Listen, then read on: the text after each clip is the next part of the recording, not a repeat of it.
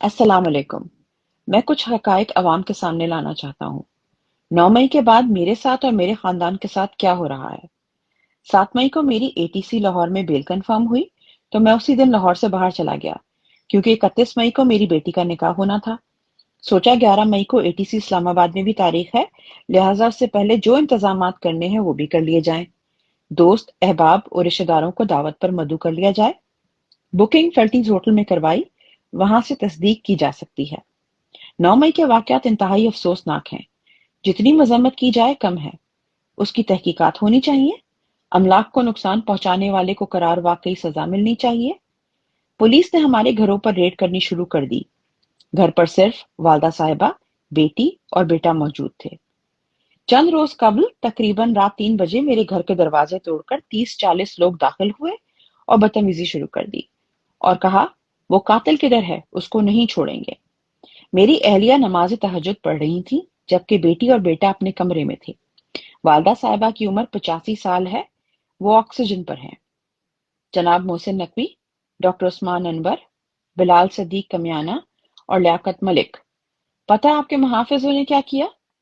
घर में मौजूद जहेज का कीमती सामान और 7 लाख रुपए नकद और डीवीआर लेकर चले गए। मेरी वालदा साहिबा चीखती रहीं कि ऐसा ना करो। मुहाफिज ने माओ का एहतराम भी ना किया, खूब बदतमीजी की। मैं आपसे यही उम्मीद कर सकता था कि आप लोग इखलाकियात से इतने नीचे गिर जाओगे। शर्म आनी चाहिए थी। मैं ऐसे निजाम और मुहाफिजों पर लानत भेजता हूँ।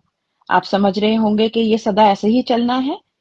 बेशक हर रात के बाद सुबह और हर मुश्किल के बाद आसानी और हर आजमाइश के बाद उसका सिला है। अल्लाह सब्र करने वालों के साथ है। बेटी का निकाह मनसूख किया, क्योंकि सामान तो मेरे पंजाब के मुहाफिज ही लूट कर ले गए। कोई नहीं, अल्लाह तो है। तारीख कैंसिल करवाने की बैंक्वेट हॉल, जो कि फेल्टीज होटल है, उससे तस्दीक करवा लें। लूटमार के लिए घरों में दाखिल होते हैं, चादर चार दीवारी का तकद्दुस पामाल करते हैं और खुश होते हैं। मेरी बड़ी बहनों के घरों में 2-2 दफा रेड किया जा चुका है और तोड़फोड़ के साथ जो हाथ लगा मेरे मुहाफिज साथ ले गए। जनाब मोहसिन नकवी, डॉक्टर उस्मान अनवर, बिलाल सदीक कमियाना और लियाकत मलिक, बहनें, बेटियां और माएं तो साझी होती हैं। आप सबकी असलियत तो मेरे से ज्यादा कोई नहीं जानता। कहने को आपके खिलाफ बहुत कुछ है। वफादारी बड़ी चीज होती है, जो मेरे बड़ों ने मुझे सिखाई है। मेरी भतीजी के ससुराल पे रेड की, घर के दरवाजे तोड़कर दाखिल हुए, बदतमीजी की और जो हाथ लगा मुहाफिज लूट कर ले गए। मेरी बड़ी भतीजी का ससुराल बागबानपुरा है। कल रात उसके घर रेड की, जिनका दूर दूर तक मेरी सियासत से कोई ताल्लुक नहीं। उसके देवर को मारते हुए साथ ले गए, नाक की हड्डी तोड़ दी और सीआईए में बंद कर दिया। बड़े भाई मियां जावेद इकबाल के घर रेड की और भाभी, जो कि हार्ट पेशेंट है, उनको और मेरी भतीजी, जो कि डॉक्टर है, हरासा किया और कहा, कातिल किधर है। डीवीआर और कीमती सामान जो हाथ लगा साथ ले गए।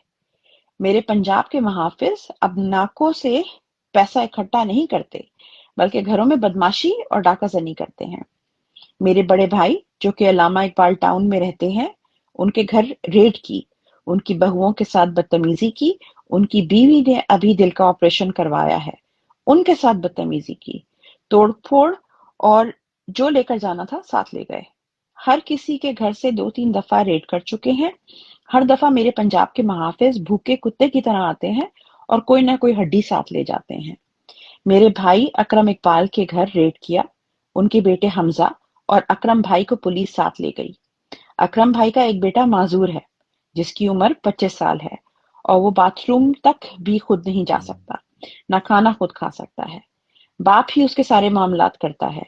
आज उनको बगैर किसी एफआईआर और जुर्म के ले गए हुए 8 दिन से ज्यादा हो चुके हैं।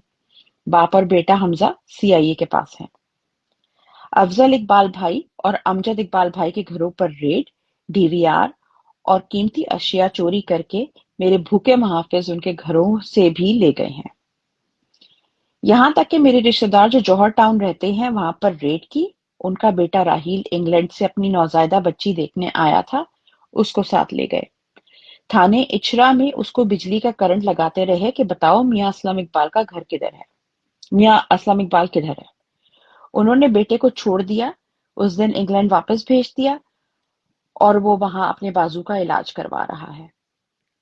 میرے ڈیرے پر ریڈ بار بار کی، وہاں سے ڈی وی آر لے کر چلے گئے۔